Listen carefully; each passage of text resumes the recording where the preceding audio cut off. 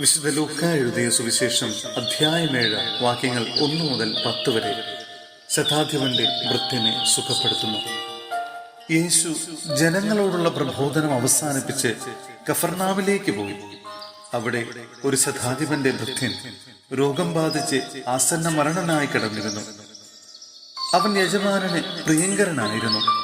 ശതാധിപൻ യേശുവിനെ പറ്റി കേട്ട് തന്റെ ഭൃത്യനെ സുഖപ്പെടുത്തണമെന്ന് അപേക്ഷിക്കാൻ ചില യഹൂദ പ്രമാണികളെ അവന്റെ അടുത്ത് അയച്ചു. അവർ യേശുവിന്റെ അടുത്ത് വന്ന് കേണപേക്ഷിച്ചു പറഞ്ഞു, നീ ഇത് ചെയ്തു കൊടുക്കാൻ അവൻ അർഹനാണ്. എന്തെന്നാൽ അവൻ നമ്മുടെ ജനത്തെ സ്നേഹിക്കുന്നു, നമുക്ക് ഒരു സിനഗോഗ് പണിയിച്ചു തരുകയും ചെയ്തിട്ടുണ്ട്. യേശു അവരോടൊപ്പം പുറപ്പെട്ടു.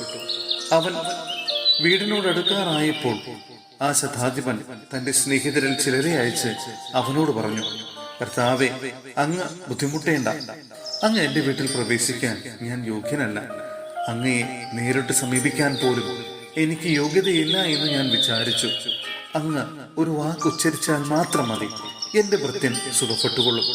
കാരണം ഞാനും അധികാരത്തിന് കീഴ്പ്പെട്ടവനാണ്, എന്റെ കീഴിലും പടയാളികളുണ്ട്. ഞാൻ ഒരുവനോട് പോവുക എന്ന് പറയുമ്പോൾ അവൻ പോകുന്നു, വേറൊരുവനോട് വരുക എന്ന് പറയുമ്പോൾ അവൻ വരുന്നു. എന്റെ ദാസനോട് ഇത് ചെയ്യുക എന്ന് പറയുമ്പോൾ അവൻ ചെയ്യുന്നു. യേശു ഇത് കേട്ട് അവനെ പറ്റി വിസ്മയിച്ചു. തന്നെ അനുഗമിച്ചിരുന്ന ജനക്കൂട്ടത്തിന് നേരെ തിരിഞ്ഞ് അവൻ പറഞ്ഞു, ഞാൻ നിങ്ങളോട് പറയുന്നു, ഇസ്രായേലിൽ പോലും ഇതുപോലുള്ള വിശ്വാസം ഞാൻ കണ്ടിട്ടില്ല. അയക്കപ്പെട്ടവർ തിരിച്ചു ചെന്നപ്പോൾ ആ ഭൃത്യൻ സുഖപ്പെട്ടിരിക്കുന്നതായി കണ്ടു. സഹോദരരെ, വിശുദ്ധ പൗലോസ്ലീഹ റോമായിലെ സഭയ്ക്ക് എഴുതിയ ലേഖനം അധ്യായം 11 വാക്യങ്ങൾ 11 മുതൽ 16 വരെ. വിജാതിയർ പ്രാപിച്ച രക്ഷ.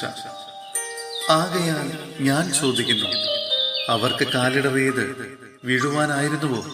ഒരിക്കലുമല്ല. ഇസ്രായേൽക്കാരുടെ പാപം നിമിത്തം വിജാതിയർക്ക് രക്ഷ ലഭിച്ചു. തന്മൂലം അവർക്ക് വിജാതിയരോട് അസൂയ ഉളവായി. അവരുടെ പാപം ലോകത്തിന്റെ നേട്ടവും അവരുടെ പരാജയം വിജാതിയരുടെ നേട്ടവുമായിരുന്നെങ്കിൽ അവരുടെ പരിപൂർണത എന്തൊരു നേട്ടമാകുമായിരുന്നു. വിജാതിയരായ നിങ്ങളോട് ഞാൻ പറയുകയാണ്, വിജാതിയരുടെ അപ്പോസ്തലൻ എന്ന നിലയ്ക്ക് എന്റെ ശുശ്രൂഷയെ ഞാൻ പ്രശംസിക്കുന്നു. അതുവഴി എന്റെ കൂട്ടരായ യഹൂദരെ അസൂയാകുലരാക്കാനും അങ്ങനെ അവരിൽ കുറെ പേരെയെങ്കിലും രക്ഷിക്കാനും എനിക്കിടയാകുമല്ലോ. എന്തുകൊണ്ടെന്നാൽ അവരുടെ തിരസ്കാരം ലോകത്തിന്റെ അനുരഞ്ജനമായെങ്കിൽ അവരുടെ സ്വീകാരം മൃതരിൽ നിന്നുള്ള ജീവനല്ലാതെ മറ്റെന്തായിരിക്കും? ധാന്യമാവിൽ നിന്ന് ആദ്യമായി സമർപ്പിക്കപ്പെട്ടത് പരിശുദ്ധമെങ്കിൽ അത് മുഴുവൻ പരിശുദ്ധമാണ്. വേരു പരിശുദ്ധമെങ്കിൽ ശാഖകളും അങ്ങനെ തന്നെ.